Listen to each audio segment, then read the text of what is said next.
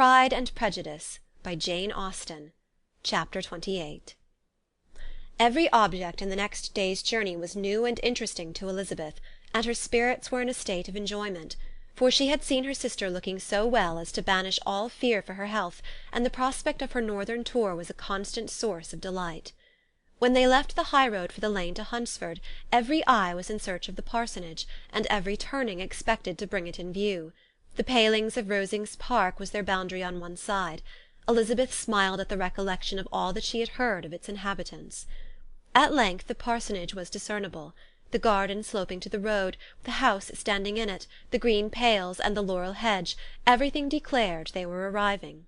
Mr. Collins and Charlotte appeared at the door, and the carriage stopped at the small gate which led by a short gravel walk to the house, amidst the nods and smiles of the whole party.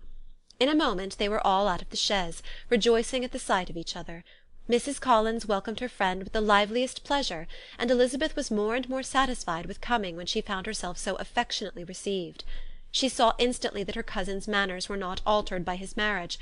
His formal civility was just what it had been, and he detained her some minutes at the gate to hear and satisfy his inquiries after all her family. They were then, with no other delay than his pointing out the neatness of the entrance, taken into the house, and as soon as they were in the parlour, he welcomed them a second time, with ostentatious formality, to his humble abode, and punctually repeated all his wife's offers of refreshment.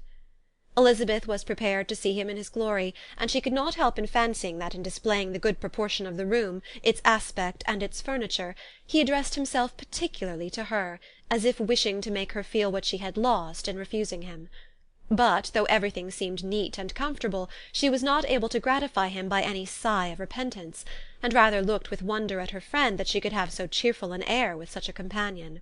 When Mr. Collins said anything of which his wife might reasonably be ashamed, which certainly was not unseldom, she involuntarily turned her eye on Charlotte. Once or twice she could discern a faint blush, but in general Charlotte wisely did not hear. After sitting long enough to admire every article of furniture in the room, from the sideboard to the fender, to give an account of their journey and of all that had happened in London, Mr. Collins invited them to take a stroll in the garden, which was large and well laid out, and to the cultivation of which he attended himself. To work in this garden was one of his most respectable pleasures, and Elizabeth admired the command of countenance with which Charlotte talked of the healthfulness of the exercise, and owned she encouraged it as much as possible.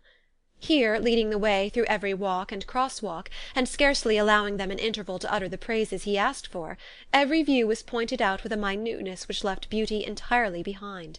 He could number the fields in every direction, and could tell how many trees there were in the most distant clump.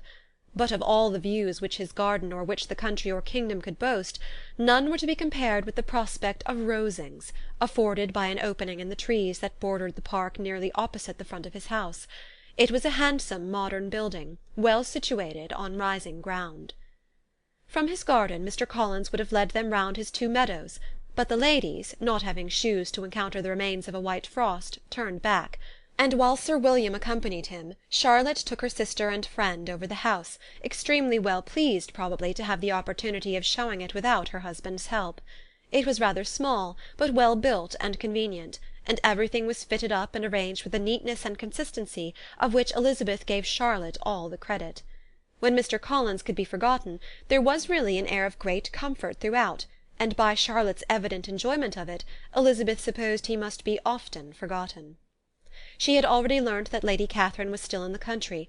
It was spoken of again while they were at dinner, when Mr. Collins, joining in, observed, "Yes, Miss Elizabeth, you will have the honour of seeing Lady Catherine de Bourgh on the ensuing Sunday at church, and I need not say you will be delighted with her. She is all affability and condescension, and I doubt not but you will be honoured with some portion of her notice when service is over. I have scarcely any hesitation in saying that she will include you and my sister Maria in every invitation which she honours us during our stay here. Her behaviour to my dear Charlotte is charming. We dine at Rosings twice every week, and are never allowed to walk home. Her ladyship's carriage is regularly ordered for us. I should say one of her ladyship's carriages, for she has several." "Lady Catherine is a very respectable, sensible woman indeed," added Charlotte, "and a most attentive neighbour." "Very true, my dear, that is exactly what I would say. She is the sort of woman whom one cannot regard with too much deference." The evening was spent chiefly in talking over Hertfordshire news, and telling again what had already been written, and when it closed, Elizabeth, in the solitude of her chamber, had to meditate upon Charlotte's degree of contentment, to understand her address in guiding, and composure in bearing with, her husband, and to acknowledge that it was all done very well. She had also to anticipate how her visit would pass, the quiet tenor of their usual employments, the vexatious interruptions of Mr. Collins, and the gaieties of their intercourse with Rosings. A lively imagination soon settled it all. About the middle of the next day, as she was in her room getting ready for a walk, a sudden noise below seemed to speak the whole house in confusion, and after listening a moment she heard somebody running up the stairs in a violent hurry, and calling loudly after her. She opened the door and met Maria in the landing-place, who, breathless with agitation, cried out, "Oh, my dear Eliza, pray make haste and come into the dining-room, for there is such a sight to be seen! I will not tell you what it is. Make haste and come down this moment." Elizabeth asked questions in vain. Maria would tell her nothing more, and down they ran into the dining-room, which fronted the lane, in quest of this wonder. It was two ladies stopping in a low phaeton at the garden gate. "And is this all?" cried Elizabeth. "I expected at least that the pigs were got into the garden, and here is nothing but Lady Catherine and her daughter." "La, my dear," said Maria, quite shocked at the mistake, "it is not Lady Catherine. The old lady is Mrs. Jenkinson, who lives with them. The other is Miss de Bourgh. Only look at her. She is quite a little creature. Who would have thought that she could be so thin and small?" "She is abominably rude to keep Charlotte out of doors in all this wind. Why does not she come in?" "Oh, Charlotte says she hardly ever does. It is the greatest of favours when Miss de Bourgh comes in." "I like her appearance," said Elizabeth, struck with other ideas. "She looks sickly and cross.